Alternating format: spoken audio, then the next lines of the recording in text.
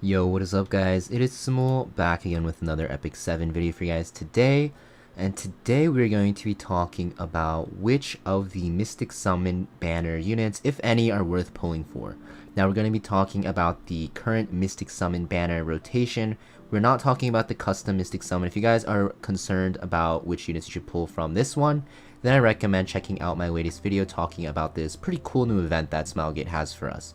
That being said, which units worth pulling for? So they added a new system into the game where for the next few months to have people catch up on old ML units. If you really wanted a really old Moonlight unit and you didn't want to wait like 2 years for them to re-release, they actually plan to actually have these rotations for older units where you'll be able to choose from 3 heroes to pull for rather than just one. This means you basically get to choose one and then you can change your unit and then you'll be pulling for this unit on the current banner, and you can always just keep changing. It doesn't really matter. Just keep in mind they will all end at the same date, so you'll see on May 19th these will all end.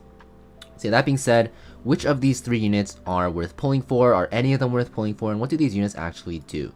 So we're going to talk about Briar Witch Iseria first. So Briar Witch Iseria is a very good cleave unit. You're going to see that she has an AoE attack that strips, also puts decreased attack, and will make unbuffable for 2 turns. Her S2 has increased hit chance, so it's very good against dodge units. And you'll also see it has a similar effect to Kayron's S2, where she'll be immortal after receiving lethal damage. Her S1 is a single target attack with a single target defense break, nothing really special. So Briar Witch Iseria, not much use in PvE, but in PvP she's mainly used as either an opener or as a pure DPS unit that relies on her S2 for immortality, and then she cleaves with her S3. You'll usually see her run on like Guiding Light to help against like Assassin Sids and super fast openers like that, and you'll also see her on Drink as well if you're running her as a pure damage dealer. Now, is she a good unit? Honestly, in the past, she used to be very good as an opener. It was usually her and Bazaar, picked very often in World Arena, and they were highly contested.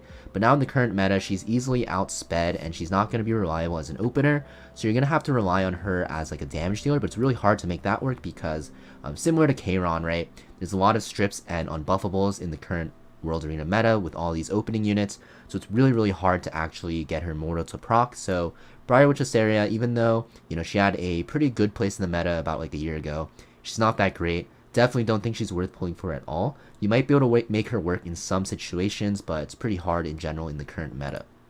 Next, we're going to talk about Sageball. So Sageball is one of my favorite heroes in the game. Sageball has a single target attack in his S3 that will silence all remaining allies if you kill someone with it, and this will also penetrate defense.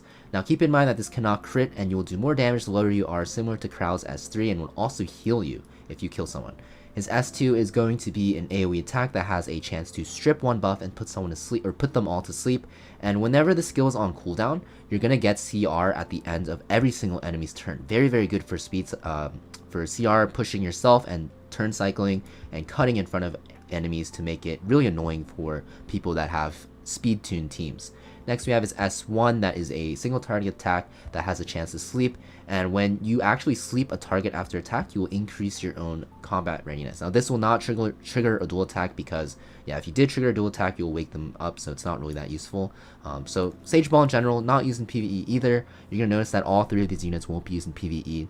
But in PvP, he is a very good control unit. He's mostly used as an answer to cleave because he's built very tanky, and his S2 is really annoying because usually against cleave teams, it's all speed tuned in a perfect way, so your units can go in a certain order. But with Sageball, if you run him on enough effect resist to resist people's CC, then what he can actually do is cut in front of enemy units and actually be very annoying with his AoE sleep.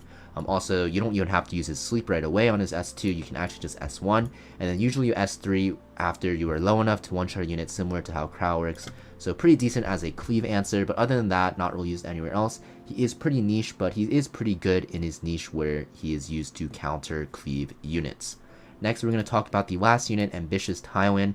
So Ambitious Tywin is one of my most wanted units, and it's actually probably the one I'm going to pull for because I already have Sageball, if I decide to pull in this banner. Ambitious Tywin has an AoE attack that has a chance to stun and decrease speed. Very strong. This will do more damage with your max HP, and you're going to see that the effect chance of this goes up to 80%, pretty strong, and you're going to soul burn this to reduce the cooldown by 2 turns. Usually you'll always want to soul burn this because he's going to be used as kind of like a CC decreased speed bot, and it's a very, very strong skill. S2 is a 100% chance to dispel 1 debuff from all allies when an ally is debuffed after the caster is attacked. So what this means is if you're hitting Tywin, you're actually going to cleanse his team. So it's really annoying if you actually are running a control team against him. But the thing is, you don't really run control anymore. But I guess in the past, Ambitious Tywin used to be very, very strong. And he was very strong because there was a lot of control in the meta. And he was just a really good answer to that. S1 is a single target attack that has a chance to provoke and will also remove souls. This also does decent damage because he's going to be built on pretty high HP builds, and the scales with HP. So yeah, Tywin, not well used in the meta at all in PvP either. He used to be very strong in the past in the Golden Boys meta about last year, actually a year and a half ago I'd say, when it was Ambitious Tywin, Lacerated Crow, Sageball. But the thing is, in the current meta, it's too fast for him. He's really good in slow metas where he's able to get a lot of S3 soul burns off, but in the meta that's too fast, he's not that great anymore, but he is a very, very fun unit. He has a, I guess, not unique mechanic anymore that removes souls because we have Bellion in the game, but he was a very fun unit to use because you can always use him on different builds. You can run him on a super tanky, super high effectiveness build to provoke lock. You could run him on a high HP, full crit damage, crit chance build similar to Mediator Cowrick to actually do a lot of damage with their S3 and S1. You can also run him as like a speedy Ambitious Tyrant if you wanted him to actually get your S3 off very, very quickly. And I thought he was a very fun unit to use, although he was very annoying. But he's definitely fallen out of the meta. So yeah, you can see from the 5 stars in this rotation, they've all fallen out of the meta. So personally, I would not recommend pulling for any of them. I would actually recommend just working on this custom Mystic Summon. So if you are close to Pity on the regular Mystic Summon banner, I would hold off on it for future banners because there's some good banners coming out in the future with like Maid Chloe and other units and stuff like that.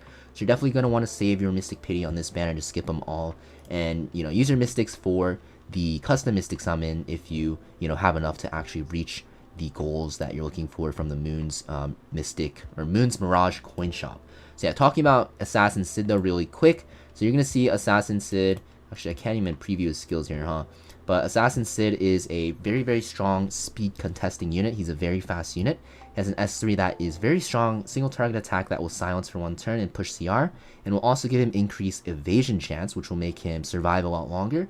And keep in mind, this will increase proportional to yourself and the enemy's speed. So he's very good against fast units, and it's really easy to speed contest with him because you can put him at like 300 plus speed and a little bit less damage, and as long as you have a soul burn, you'll be able to pretty much one-shot enemies. This will also remove souls from the enemy, so against teams that rely on souls, usually like all the time in cleave teams are going to rely on souls. So in like World Arena, for example, if you're fighting a team that bans Bellion and picks like a cleave team, Assassin Sid is a very, very strong pick because he can, counter the opening unit.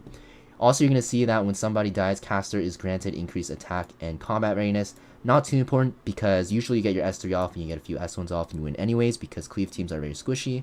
And his S1 is a single target attack that has a chance to defense break and will also scale with your speed. So yeah, you just build him very fast as a counter initiator to go first to one-shot like Payras and other units that rely on a lot of effectiveness. And he's a very, very good unit at that job.